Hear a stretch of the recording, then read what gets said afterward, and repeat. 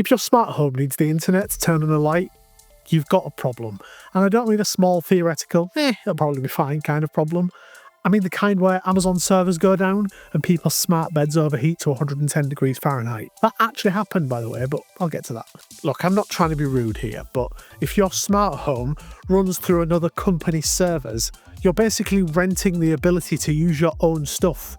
And that company can change the terms, raise the prices, or just shut the whole thing down whenever they feel like it. So, if you rely on the cloud for your smart home to function, then I'm sorry to tell you that your smart home kind of sucks. The good news is you can fix it, and it's probably easier than you think. So go grab a coffee, I'll get one too, and then we'll get into it.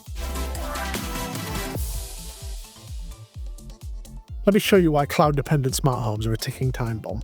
I'm going to give you 3 examples that will hopefully make you sit bolt upright on your chair and say, "What?" Sorry, you serious? And then we're going to move on and actually fix it. I'm going to hurt you, then I'm going to heal you, but I'm doing it because I love you. Let's talk about the great AWS outage. In October 2025, Amazon Web Services had a massive outage due to DNS failures in their Virginia data center. And because half the smart home industry runs on AWS, the fallout was brutal. Alexa stopped responding, Ring doorbells went offline, Echo Bee thermostats, Govee lights, SwitchBot, TP-Link devices all went down. If it depended on Amazon's cloud on that day, there was a good chance it stopped working.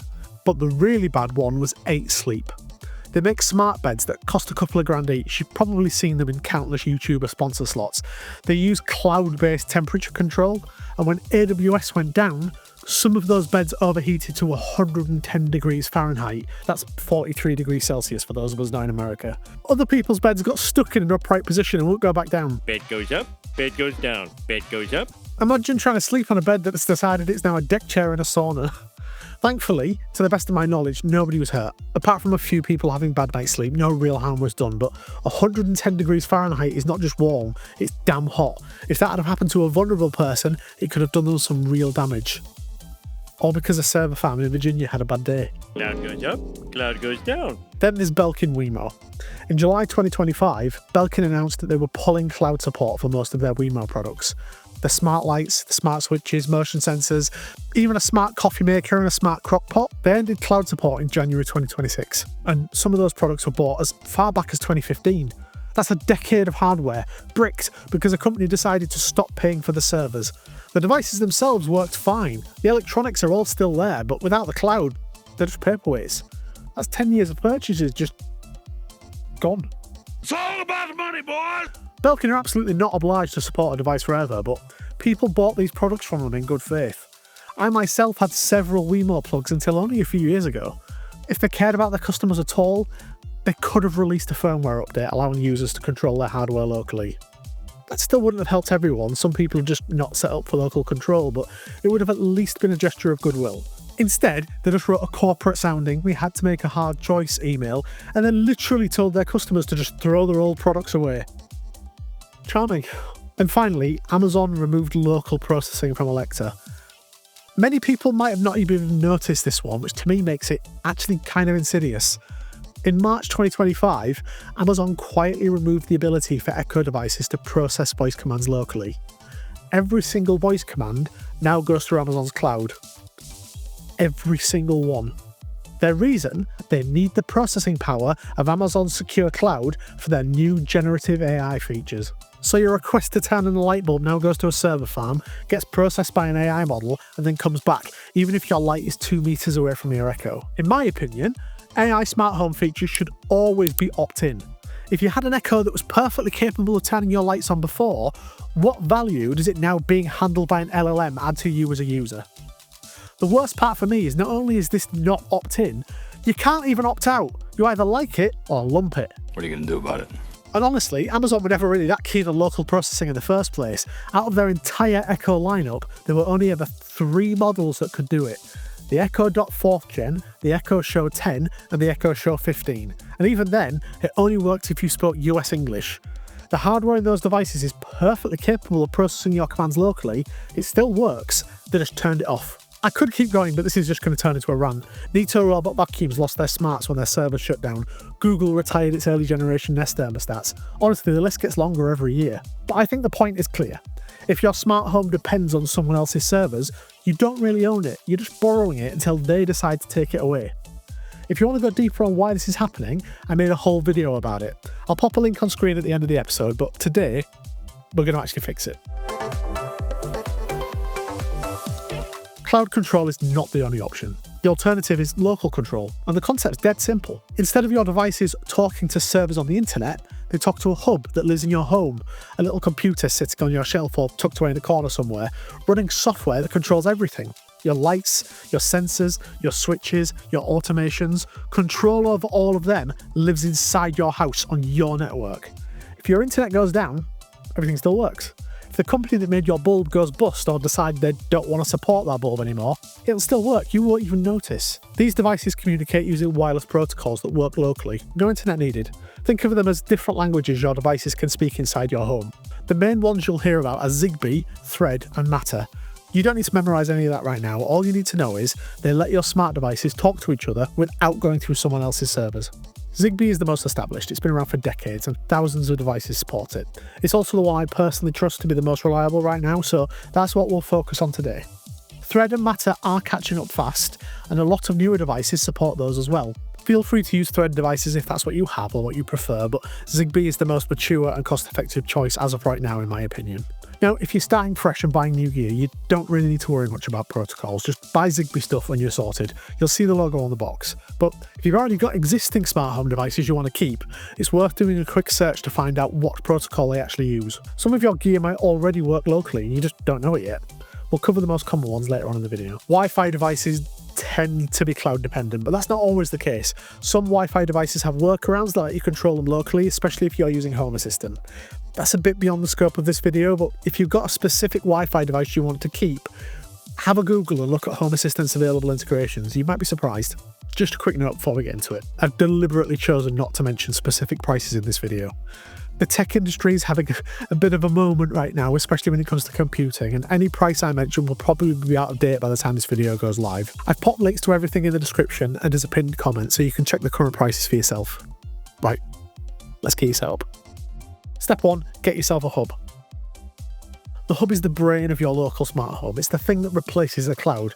Instead of your devices phoning home to Amazon or Google, they phone home to this. Now, there are a few ways to go about this. I'm going to focus on Home Assistant because it's what I personally use and what I think gives you the most control and the most flexibility, but I want to be upfront here. Home Assistant does have a learning curve.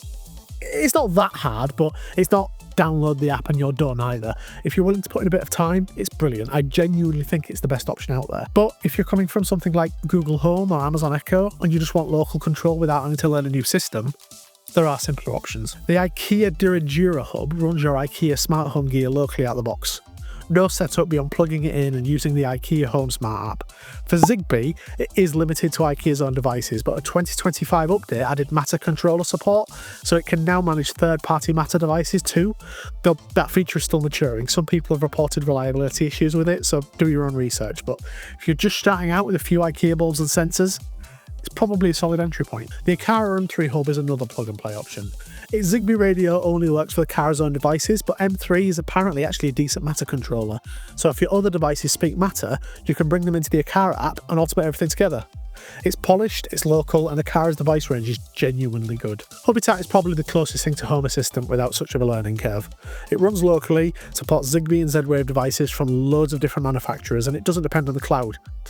It's not as powerful or flexible as Home Assistant, but it's considerably easier to get going with. Any of those will get you off the cloud, but for the rest of this video, I'm going to walk you through the Home Assistant route because it's the one I know inside out and the one that gives you the most room to grow.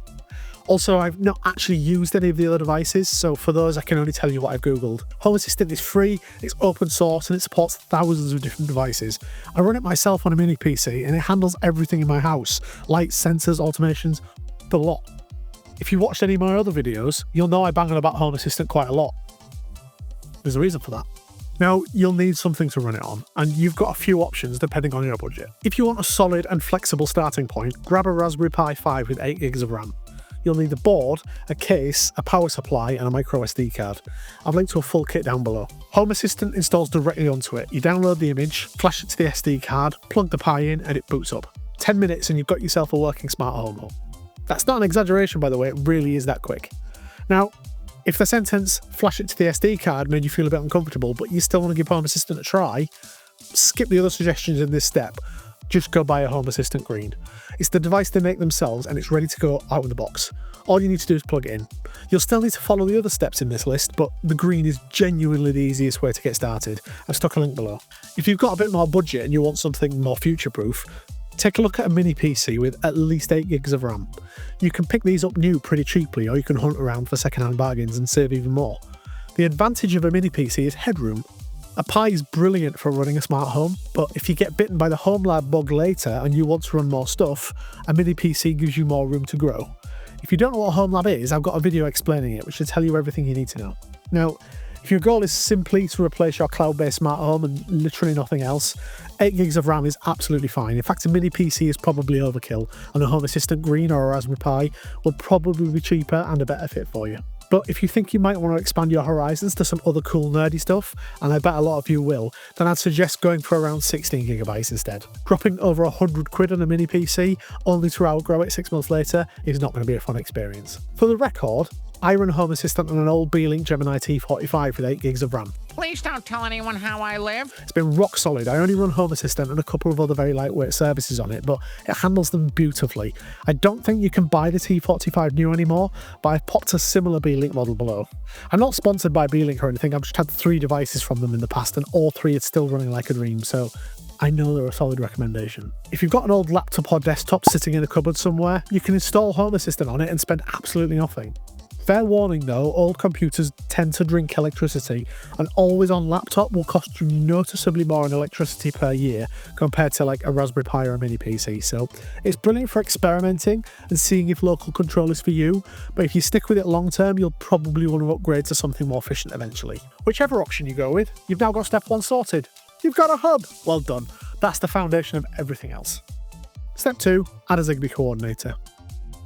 Right, so your hub's running, but right now it can't talk to any smart devices. Well, except the Wi-Fi ones, I suppose. It's like having a phone with no SIM card. You need to give it a way to communicate. That's where a Zigbee coordinator comes in. It's a little USB dongle about the size of a memory stick that plugs into your hub. Once it's in, your hub can talk Zigbee. And since most affordable smart home devices speak Zigbee, that opens up a massive world of compatible gear. I use a Sonoff Zigbee dongle and it's been absolutely great. You plug it into the back of your Pi or mini PC, Home Assistant detects it, you click through a couple of setup screens and you're done. Your hub now speaks Zigbee. Quick tip though, rather than plugging the dongle in directly, use a short USB extension cable. USB 3 ports can interfere with the Zigbee signal. A cheap extension cable fixes that completely. And that's it. No configuration files, no command line, just plug it in and follow the prompts. If you can set a printer up, you can do this. Actually, it's considerably easier than setting up a printer. Oh, and if you've already got Thread devices or you would prefer to use them, Home Assistant sell their own dongle called the Connect ZBT2. It does Zigbee and Thread. You can't run them both at the same dongle at the same time, so you'd need 2 if you wanted both, but it's a nice option to have. I won't be covering Thread in this video, but Home Assistant handles it just fine if that's the direction you want to go. Step 3, audit what you've already got. Now this is where it gets interesting because there's something that most people often don't realise. You might already have devices that work with local control right now in your house. So before you go buying a load of new stuff, let's figure out what you've already got and what can stay. Here's a rough rule of thumb. It's not perfect, but it'll get you most of the way there. If a device connects through a little hub or bridge, like a Philips Hue bridge or an IKEA gateway, there is a good chance it's using Zigbee underneath. And if it is Zigbee, you can pair it directly to your new Home Assistant hub and ditch the manufacturer's bridge entirely. Alternatively, it might be Thread, but Zigbee's still considerably more common right now. If it is Thread, and then the same rules apply for Zigbee, you'll just need a different dongle. If a device connects straight to your Wi-Fi with no bridge or hub needed, it's likely to be cloud dependent. Those are the ones you'll probably eventually want to replace unless a reliable workaround is available, which is worth a Google. Let's talk through the most common devices. Philips Hue bulbs are Zigbee. You can pull them off the Hue bridge and pair them directly to your Home Assistant Zigbee coordinator. No internet needed, no Hue account needed, just the bulb, your coordinator and Home Assistant. Genuinely, if you've got Hue bulbs, this is brilliant news because you don't need to replace them. Some of the older Hue stuff can be a bit of a pain. Some of them require a Hue remote to put the device into pairing mode. I have a few old devices which I just use as dumb devices now, as frankly I don't feel like they're worth the effort, but at least theoretically, any Hue device should be connectable. IKEA smart home stuff is also Zigbee. Bulbs, plugs, remote sensors, pair them to your coordinator and they'll work locally. The newer range supports Thread and Matter alongside Zigbee, so you're covered whichever direction the industry goes. Aqara sensors are Zigbee too, so same deal, pair them directly. Now your Echo, Google Home or any cloud-based voice assistant. Those are the cloud-dependent ones. Your Echo is essentially a microphone that phones Amazon every time you talk to it. There's no local fallback, and as I mentioned earlier, Amazon recently made sure of that. If you want local voice control, we'll cover an alternative in step 5, but that step's optional. Not everybody needs voice control. Smart plugs that connect directly to your Wi-Fi are usually cloud-dependent too. TP-Link, Tapo, Miros, most of the cheap plugs you find on Amazon, they'll connect to the manufacturer's servers. Some of them have workarounds, but honestly, cheap Zigbee smart plugs from IKEA cost so little these days. I'd say just replace them. It's not really worth the hassle. The point of this step is to realise you're probably not starting from zero. A lot of the gear you already own can come with you. The migration isn't throw everything out and start again, it's keep the good stuff, replace the rubbish, and tie it all together with something you actually control. If you're finding this video useful, give me a like and hit subscribe. If you're in the middle of migrating your own smart home, or if you've already done it, I want to hear about it. What devices surprised you by being Zigbee? What was the hardest thing to replace? Put it in the comments. You can also find me on the Foxy's Lab Discord server if you want to chat about it. Scan the QR code right here or check the description for the link. Step 4, start with one room. Okay, let's start putting a plan into action here. My advice here is simple. Don't try and do your whole house in one go. Pick one room. I'd suggest the room that annoys you the most. Maybe it's the living room where the lights depend on your Echo. Maybe it's the bedroom when the smart plug stops responding every other Tuesday for no apparent reason. Whichever room makes you swear the most, start there. Alright, let's do this. Take whatever compatible devices you found in step 3 and pair them to Home Assistant. If your Hue bulbs are in that room, pair them. If you've got IKEA gear in there, pair that. Home Assistant walks you through the pairing process, and for most Zigbee devices, it's as simple as putting the device into pairing mode and clicking Add Device in Home Assistant. Once you've got the basics running, there is a power user option called Zigbee to MQTT, which is actually my personal preference. I did a video about it last year. There's nothing wrong with Home Assistant's built-in Zigbee support, but some devices apparently work better with Zigbee to MQTT. That's one to explore later though. For now, the built-in version is perfect for getting started. I mention it here though because it's not always obvious how to put a device into pairing mode, but the Zigbee to MQTT website has guides for tons of devices, so even if you're not using their software, it's still worth checking the website out. For anything that needs replacing, or if you're starting from scratch, this is where you go shopping, so here's what I'd recommend. For bulbs, IKEA are the best value. Their Zigbee bulbs are really cheap and they're really good. If you want something with better colour quality, Inner makes excellent Zigbee bulbs that are a step up from IKEA without being anywhere near as expensive as Hue. I use both around my house. Honestly, I really don't like Philips Hue, but I will say this is due to me not appreciating how little the company cares about being consumer friendly. If you don't care about that and you're okay paying the higher prices, by all means go for Hue. Some people swear they're still the best on the market for colour accuracy. Personally, I can't say I care much about that, and I've never noticed any issues with IKEA or Inner. Maybe I'm just not very observant, or maybe those people are just super picky, who knows. I'll leave it to you to make your choice and decide for yourself. As far as sensors go, Aqara are brilliant. Their door and window sensors and motion sensors are affordable, small, reliable, and they work straight out of the box in Home Assistant. I've had them all over my house. I will admit, IKEA devices are now getting so insanely cheap that it's becoming harder to recommend other brands. I've bought a bunch of them recently and I'm going to test them out, but until I can personally verify that they are just as reliable, I'm sticking with Aqara as my recommendation here. For smart plugs, I would suggest IKEA again. They do a Zigbee smart plug that's cheap as chips and works perfectly. Inner make great plugs too, but they're more expensive and the IKEA ones are just so ridiculously cheap. There's no point spending more. By the way, I should mention I don't make a single penny from recommending IKEA products. They don't even have an affiliate program that works for the markets my videos are popular in. I'm recommending them because they're genuinely the best value option for getting started. I don't know what their new Matter stuff is like yet. I'm going to be testing all that out soon, but the Zigbee stuff is so dirt cheap at the moment, I'd probably suggest you just go for that anyway. Once you've got that first room set up, that's it, you're done. That room just runs locally now.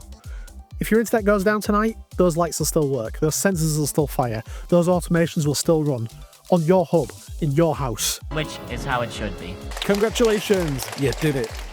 Now do the next room whenever you feel like it. There's no rush. The beauty of this approach is that it's gradual. You don't need to rip out and replace everything in a single weekend. Step 5, replace your voice assistant. This step is entirely optional. If you don't use voice control, just skip it. Plenty of people run amazing smart homes with nothing but automations, physical buttons in their app. Voice control is not a requirement. But if you do like shouting at your house and you want to get rid of your Echo or Google Home, there is an option. Sort of. Let me be clear here, I'm probably the wrong person to get excited about this because I honestly don't care that much about voice control. I use Apple HomePods around the house, but they're a secondary smart home interface at best. I use them for timers, alarms, and mostly for listening to music. The actual smart home control all happens elsewhere. Voices are nice to have, but it's really not how I run things. So I haven't actually bought the device I'm about to talk to you about. It just doesn't appeal to me enough to spend the money. If enough of you want me to review one, I'll grab one and do a proper video on it, but as it stands, I'm not seeing the appeal for my setup, so this recommendation comes from the community rather than from me personally. Home Assistant has their own voice control hardware called the Voice Preview Edition. It's designed to work with Home Assistant as a local alternative to cloud-based smart speakers. It's got dual microphones, which are apparently very good, and crucially, it has a physical microphone cut-off switch, not a software mute, a physical switch that literally disconnects power to the microphones. When it's off, it's off. It's literally impossible it could still be listening. It's called the Preview Edition for a reason though. From what I've seen and read, it's good and it's getting better with every update, but it's not as polished as the cloud-based ones. It doesn't have the same breadth of skills, it won't tell you jokes or play trivia games, and the voice recognition isn't quite as forgiving if you don't speak clearly, and you do have to do your very best to not be Scottish. Any Scottish people in tonight? What it apparently does well is actual smart home control. Turn off the living room lights. Oh, set the thermostat to 20 degrees. Is the front door locked? For that stuff, people seem really happy with it, and like everything else that Home Assistant does, it's getting better fast. Plus, if you've got powerful enough hardware running Home Assistant, you can run the voice processing entirely locally. Everything stays in your house. If you're on a Pi, there's a lighter mode designed for smart home commands that runs on lower powered hardware, or you could just use Home Assistant Cloud for voice processing. That is a paid subscription, and obviously it's not local control, but it's the only cloud element in this entire setup, and it's completely optional. Also, Home Assistant's cloud features exist only to provide things that are difficult to do locally anyway. Honestly, many of us pay for that subscription just to support the amazing work of the Home Assistant developers. They provide so much to us and ask for nothing in return. If you get any value from Home Assistant, it's well worth a few dollars a month that it costs. Even if you want to do it for a month or two, it's better than nothing, and I'm sure they'll really appreciate it. Now for the honest bit. I'd be doing you a disservice if I made this sound like some magical weekend project where everything is sunshine and rainbows by Monday morning. Local control is better, I genuinely believe that, but it's not effortless. Setting up Home Assistant fully for the first time takes a few hours, maybe the entire weekend if you're being thorough. You'll need to pair your devices, possibly set up some basic automations, and learn your way around the dashboard. It's not a weekend ruiner, but it's not instant either. Once it's running though, it mostly just runs. Mostly. You'll occasionally need to update things, and once in a while you might have to do some troubleshooting, but it's not like it's a second job or anything. Some devices simply won't migrate. If you've got a cloud-only thermostat with no local alternative, you might have to live with it for now or replace it. Not everything has a local equivalent yet, but that is getting better all the time. And honestly, some cloud services are genuinely better than the local alternative. I'm not going to pretend that Home Assistant's voice control is as good as Alexa's general assistant features. For playing music, answering random questions, and managing your shopping list, Alexa is still better at that stuff. If those things matter to you, keep it. No one's going to judge you. A lot of Home Assistant users actually keep Echo as a voice front end that triggers their local automations. Best of both worlds. The goal here isn't about purity. It's not about going full off-grid with your smart home and refusing to use anything that touches the internet. The goal is control. You get to decide which devices depend on the cloud and which ones don't. You get to make that a deliberate choice instead of an accidental one. And the stuff that really matters, the stuff that makes your house actually function, the lights, the heating, the locks, the sensors, those should work regardless of what's happening on someone else's servers. So that's it. 5 steps and you're no longer cloud dependent. Get a hub, add a coordinator, audit what you've already got, start with one room, and if you want to, replace your voice assistant. You don't need to do it all at once, and you don't need to spend a fortune up front. A Home Assistant Green, a Sonoff dongle, and a few IKEA bulbs, and you've got a local smart home up and running. It's not as expensive as you'd think. Your smart home doesn't have to suck, just needs a better brain, and that brain should live in your house, not in a server farm in Virginia. If you found this useful, give it a like and hit subscribe if you want more stuff like this. Every product I've mentioned in this video is linked in the description and in a pinned comment. The IKEA links aren't affiliate links because IKEA doesn't have an affiliate program, but most of the others are.